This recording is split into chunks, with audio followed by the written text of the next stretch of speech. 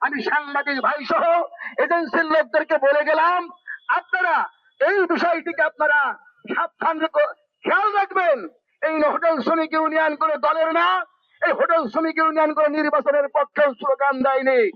সেই প্রেক্ষিতে আপনাদেরকে এই কথাটা বলে গেলাম।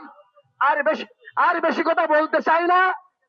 সংসদ হবে আজকে কয়দিন ধরে শুনছি কে মন্ত্রী হবে, কেউ বলছে অমুককে মন্ত্রী না দিলে দেশের ক্ষতি হবে।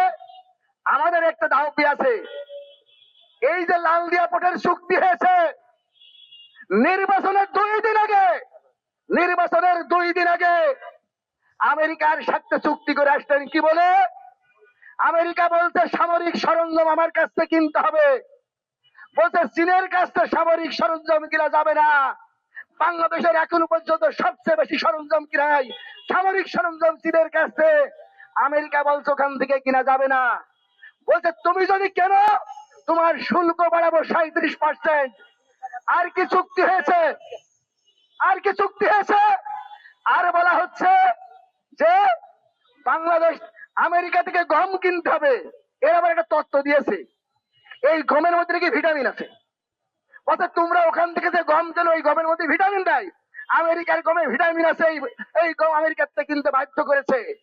এই উপদেশটা জাতি এবং জনস্বার্থকে বলদলিত করে আমেরিকার স্বার্থে তার শোধ দিয়ে এই বাণিজ্য চুক্তি করেছে।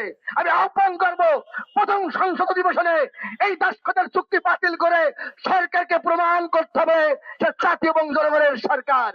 আর হোটেল শ্রমিক ভাইদেরকে বলবো, আজকের থেকে স্লোগান দেবেন, বেতন বোনাস দাও হাতে হাতে, বাড়ি যাবো সাথে সাথে। এবার যদি বেতন বোনাস না দাও, হোটেল ছাড়বো না, বাড়িও যাবো না, মালিকের বাড়িতে ধর্ণা দেবো, প্রয়োজন মতো অবরোধ করবো, তবে এবার বেতন বোনাস ছাড়া বাড়ি যাবো না। আমি একসাথে হোটেল সহ অন্যান্য শ্রমিক, সাংবাদিক, পেশাজীবী সকলকেই বলতে চাই, আসুন গণতান্ত্রিক সংগ্রামে সবাই একে কথা বলি। আজকে তো হোটেল শ্রমিক সে হয়তো আপনার ভাই, আজকে তো সাংবাদিক সে আমার ভাই, আজকে তো শিক্ষক সে আমার পরিচিত, আজকে তো গ্রামের কৃষক সে আমার পিতা। সবাই আমরা কষ্ট আছি, আসুন লড়াই সংগ্রামের মধ্য দিয়ে আমরা আমাদের দাবি আদায় করি। সংগ্রাম ছাড়া মানুষের সামনে বিকল্প পথ নাই।